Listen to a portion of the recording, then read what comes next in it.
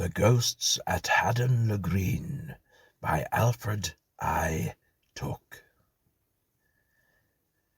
The bishop was poking the library fire. His wife had gone out for a walk, when the vicar dropped in and expressed a desire to have a most serious talk. It seemed that a story was floating about that the churchyard was haunted at night. The vicar had heard it from Absalom Prout, who'd had a most terrible fright, and swore he had seen by the light of the moon some spectres cavorting around, while old Mrs. Mortimer Bryce in a swoon by the gate of the churchyard was found, and later declared she was sure she had seen some ghosts at their midnightly revels, though several people of Hadden le Green quite loudly averred they were devils. The bishop was shocked as the story he heard, absorbing it cum grano salis, then muttered, "Ghosts, devils, the thing is absurd, some crank giving vent to his malice. Or else some preposterous prank it must be, or somebody's idea of humour. Let's go to the churchyard, perhaps we shall see what caused this ridiculous rumour." And so through the darkness the two of them strolled, discussing the curate, a new one, a rather frail chap, who by someone was told he should have a moustache, so he grew one. Thus talking, their way to the churchyard they sought, and opened the gate and went in, and sat on a blanket the bishop had brought, discussing original sin. The bishop, orating, his mission forgot, and glibly expounded his views. The vicar picked out a less bumpier spot, and gently fell into a snooze, till the bishop's long discourse ran suddenly dry. The vicar awoke and felt queer. The bishop leapt up with a muttered, "Oh my!" The vicar responded, "Dear, dear!"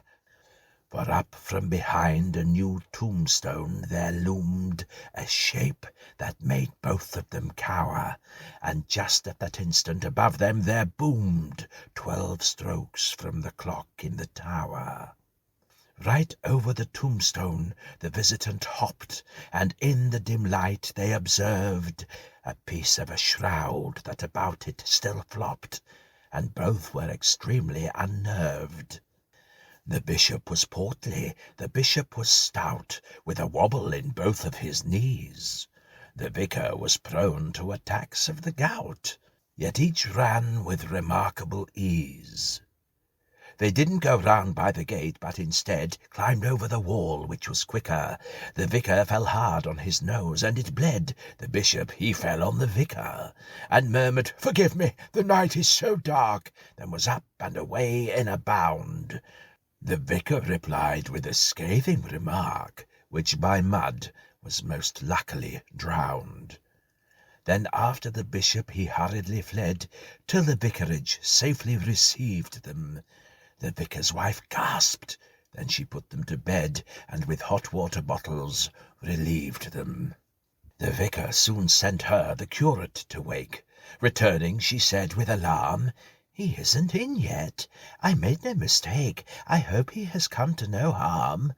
But just at that moment the curate came in. They heard his light step on the stair.